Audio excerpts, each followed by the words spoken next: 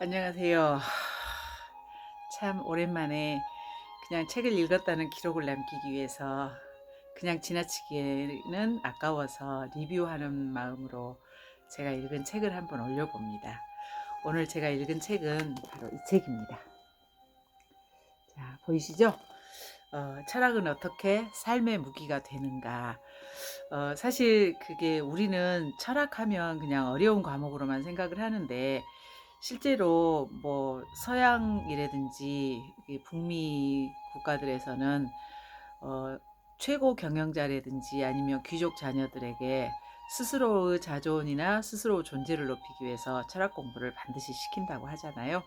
근데 우리는 그냥 그 중국 고전에서부터 시작되어지는 그런 철학에는 별 관심이 없고 그냥 입시에 관련된 것만 치중하는 경향이 좀 있었죠.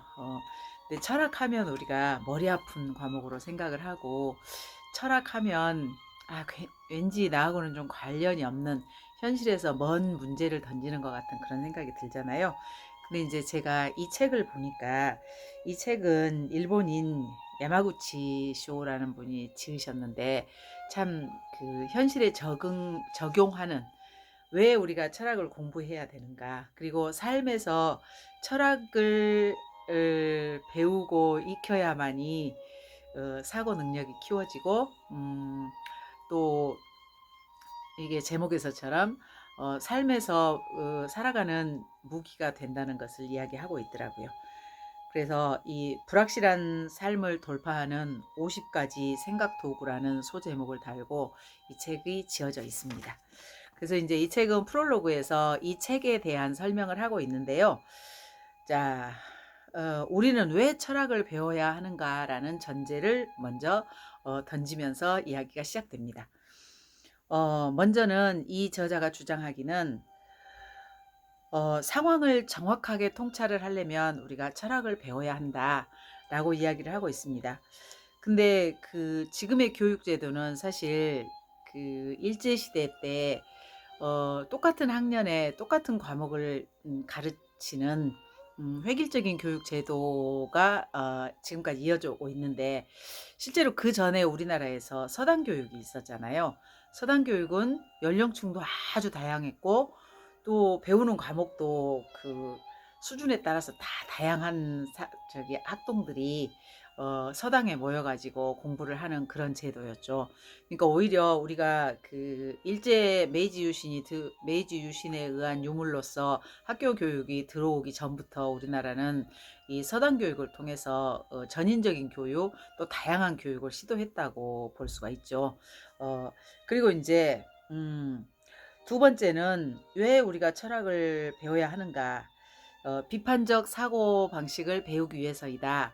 어, 그게 이제 철학자들이 계속해서 지속적으로 물었던 것은 그래, 세상은 무엇으로 구성되어 있으며 또 그렇다면 인간은 어떻게 이 세상을 살아내야 될 것인가? What? 그리고 how의 문제에 집중을 했었잖아요. 이제 그래서 비판적 그러면 무엇으로 구성이 되어 있으며 어떻게 살아야 되는가는 사고를 계속 하다 보면 왜 그렇게 되며 무엇이 그렇게 되며 이렇게 비판적 사고를 키울 수 있다는 거죠. 그래서 이제 서양에서는 그 뭐 변증법이라든지 많은 서양 철학들이 발전을 하게 되죠. 자, 그리고 이제 세 번째는 아젠다를 정하기 위해서 우리가 아젠다라는 소리를 많이 쓰는데 이 아젠다는 과제 또는 논제 뭐 그런 뜻을 가지고 있잖아요. 그걸 설정하려면 이게 철학적인 기반이 있어야 된다. 그러므로 우리가 철학을 공부하는 이유는 배워야 되는 이유는 그것 때문이다. 그리고 또 철학을 배워야 되는 이유는 삶에서 똑같은 비극을 되풀이하지 않기 위해서다. 역사를 배우는 것과 마찬가지로 철학도 우리가 피비린내 나는 그런 비극을 되풀이하지 않기 위해서는 철학을 배워야 된다라고 이야기를 하고 있습니다. 그래서 이제 이 책은 1부와 2부 두 챕터로 나눠져 있는데요. 1부에서는 무기가 되는 철학, 이거는 그 왜 무기가 되냐? 현실에 쓸모가 있는 기초가 되기 때문에 무기가 된다라고 이야기를 하고 있고요.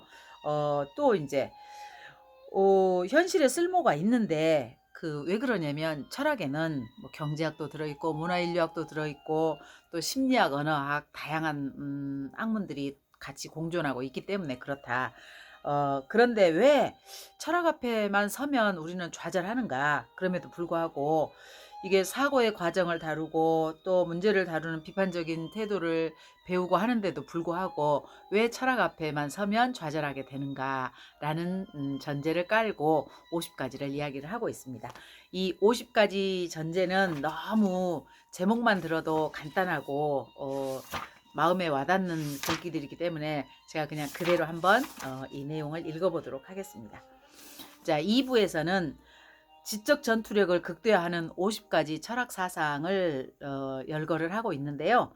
그 중에 1장, 왜 이 사람은 이렇게 행동할까? 라는 장에서는 타인의 시기심을 관찰하면 비즈니스 기회가 보인다 라고 하고 있고요. 우리는 모두 가면을 쓰고 살아간다. 성과급으로 혁신을 유도할 수 있을까? 또 사람은 논리만으로 움직이진 않는다. 노력하면 구원받을 수 있다라고 신은 절대 말하지 않았다. 타고난 능력이란 없다. 경험을 통해서 인간은 무엇이든지 될 수 있는 존재이다. 자유는 견디기 어려운 고독과 통렬한 책임을 동반한다.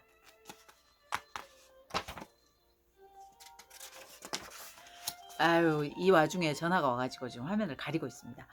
그리고 또 불확실한 것에 매력을 느끼는 것이 인간의 본성이다. 인생을 예술작품으로 대한다면 좀 더 진지하고 멋있는 삶을 살 수 있지 않을까. 악의가 없어도 누구나 악인이 될 수는 있는 거다. 그렇죠? 자아실현을 이룬 사람일수록 인맥이 넓지 않다. 한 우물을 파고 자기가 좋아하는 것을 하기 때문에 많은 사람들과 교류할 필요가 없다는 뜻이겠죠. 그리고 행동을 정당화하기 위해서 기꺼이 생각을 바꾸는 사람들이 있다. 그렇죠? 행동을 정당화하기 위해서 내가 가지고 있던 사고를 바꾸는 건 뭐 흔히 있는 일이죠. 자, 그리고 개인의 양심은 아무런 힘이 없다. 전 이 말에 너무 꽂혔어요. 개인의 양심은 어떤 상황에 의해서 충분히 버려지거나 아니면 축소되거나 아니면 바뀌어질 수 있는 거라고 생각합니다. 그리고 언제 일에서 만족을 느낄 수 있는가? 뭐 대부분 자기가 좋아하는 일이라고 하는데 한번 생각해 보십시다. 언제 일에서 우리가 만족을 느끼는가를. 그리고 이제 2장에서는 조직에 관한 핵심 컨셉트로 왜 이 조직은 바뀌지 않을까? 근데 우리가 조직 속에서 일을 하다 보면 내 생각하고 조직에서 요구하는 요구사항하고 너무 다를 때가 있잖아요. 그리고 우리가 건의사항이라는 것으로 건의를 하지만 조직은 거의 바뀌지 않아서 개인이 좌절하거나 또는 그냥 개인이 그 사고 자체를 건의하고자 했던 사고 자체를 접어버리는 경우가 많죠. 그게 왜 그러는가에 대한 이야기를 하고 있습니다.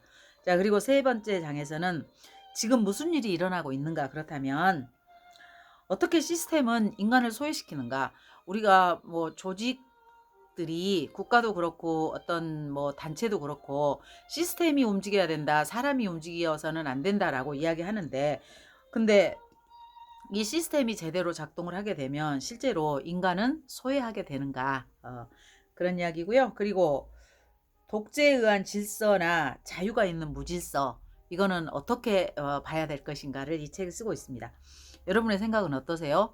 독재에 의한 질서가 때로는 요구되기도 하죠. 답답하니까. 그리고 자유가 있는 무질서가 때로는 또 너무 무질서해서 우리가 독재를 갈구하기도 하잖아요. 지금의 상황, 정치 상황을 보면 좀 그렇다고 볼 수 있죠. 근데 민주주의는 좀 시끄럽고 무질서한 것이 또 기본 전제이기도 하죠. 자, 그리고 구글은 민주주의 수호자가 될 수 있을까? 구글은 그럴까요? 자, 그리고 머리로 생각할 수 있는 최적의 방법에는 한계가 있는 거죠. 그죠? 내 머리가 컴퓨터처럼 많은 것을 저장하고 있고 많은 사고를 할 수 있을지라도 내 머리로 최적의 방법을 찾는 것은 한계가 있기 때문에 우리가 집단지성 이야기도 하고 그러잖아요. 자, 그리고 돌연변이가 발생하는 것은 자연스러운 일이다. 돌연변이가 발생하면서 또 그 돌연변이로 인해서 혁신이 이루어지기도 하고 새로운 종이 태어나기도 하고 그러는 거죠. 적응하는 어떤 종이 새로 태어나기도 하고요. 자, 그리고 업무 방식 개혁 앞에 놓인 무서운 미래, 그리고 경제학으로 설명되지 않는 새로운 관계, 그죠? 자, 그리고 성편견으로부터 얼마나 자유로운가. 지금 그 우리가 21세기 초에 들어서면서부터 이 젠더 문제가 상당히 심각하게 대두되고 있잖아요. 근데 이런 편견으로부터 나는 얼마나 자유로운가 한번 사고해 보시기 바랍니다. 자, 그리고 재빨리 재빨리 지금 상황에서 도망칠 줄 아는 사람이 승리하는 사람이라고 하더라고요. 어 근데 어떤 공경에 처했든 뭐 위험에 빠졌든 간에 빨리 도망칠 수 있는 사고력을 가지고 있고 행동력이 있는 사람이 사실은 승리하는 자이기도 하겠죠. 맞는 말이죠. 자, 그리고 인제 공평한 사회일수록 차별에 의한 상처가 오히려 깊을 수 있죠. 공평하다고 하는데 어떻게든지 인간 사회에서 이 차별이 존재하는데, 공평하다고 하는데 내가 차별함을 받고 있다라고 생각할 때 더 상처가 크죠. 그죠? 자, 그리고 감시당하고 있다라고 생각할 때 심리적인 압박. 예를 들자면 우리가 길거리를 가다가도 그냥 무심코 행동할 수 있는데, 우리나라 같은 경우 뭐 CCTV가 뭐 300m 반경에 뭐 나를 지켜보는 CCTV가 한 6개 정도 있다고 그러더라고요. 그러면 쓰레기를 버리려다도 조금 멈칫해지는 거고, 침을 뱉으려도 좀 멈칫해지는 거고, 더욱이나 남의 물건을 훔치거나 남의 어떤 귀중한 것에 흠을 내려고 할 때는 주위를 둘러보면서 감시 카메라가 있나 없나 확인을 하죠. 그리고 그러다 보니까 감시당하고 있다라고 생각할 때 행동이 좀 조절이 되거나 아니면 행동이 멈춤이 되기도 하죠. 사람들은 필요해서가 아니라 다르게 보이기 위해서 돈을 쓴대요. 네, 맞는 말이지 않아요? 필요해서라기보다는 우리가 그 다르게 보이기 위해서 명품을 사는 거잖아요. 가방은 그냥 가방으로서 필요가 아니라 명품 가방을 들므로써 내가 다른 사람하고 좀 다르게 보이고자 하는 것들. 이런 데 돈을 쓰는 것이 이 기본적인 욕구라고 그렇게 말을 하고 있네요.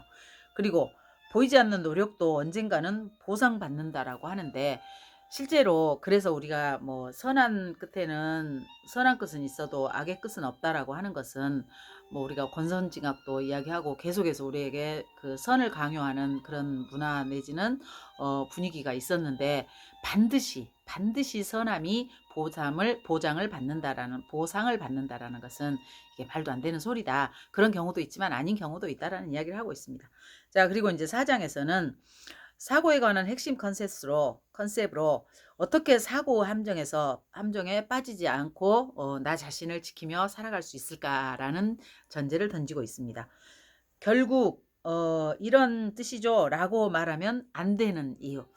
상대방의 의사를 다 들어주면서 결국은 이런 뜻이죠 하고 정답을 내가 내리는 거는 그닥 옳지 못한 태도라고 이야기를 하고 있습니다. 자, 그리고 이상은 이상일 뿐 환상에 사로잡혀서는 안 된다. 근데 이상하고 현실하고는 너무 차이가 있기 때문에 그 환상에 사로잡히다 보면 약간 공상가가 되기도 하고, 주변에서 아이 저 현실적이지 못한 사람이라고 소외받기도 한다, 그런 이야기를 하고 있습니다. 자, 그리고 이제 오해에는 여러 유형이 있죠. 그죠? 뭐 자기 편견으로 보는 경우도 있고, 실제로 또 그 주변에서 잘못 전해오는 경우도 있고, 뭐 오해에는 여러 유형이 있을 수 있죠. 자, 그리고 생각은 아웃소싱 할 수 없다. 이 말 너무 중요하잖아요. 생각은 내 안에서 일어나는 것이지 밖에서 나에게 주어지는 것이 아니란 뜻이에요. 정말 생각은 뭐 그 주변에서 네가 이랬기 때문에 아니면 그 상황이 그랬기 때문에 그렇다고 하지만, 생각은 어차피 내 안에서 일어나는 것이잖아요. 자, 그리고 진보는 나선형 발전으로 이루어지는 것이지 직선으로 상승하거나 올라가는 건 아니다라는 뜻이에요. 서서히 돌아가면서 가는 거란 뜻인 것 같습니다. 자, 그리고 사고의 폭을 넓히고 싶다면 어휘력을 길러라. 사실 그 언어 자체가 그 사람의 사고력을 나타내는 것이기 때문에 어휘력이 풍부해질 때 그 사고력이 더 깊어진다라는 이야기를 하고 있습니다. 그 다음에 때로는 판단을 보류하는 것이 도움이 된다.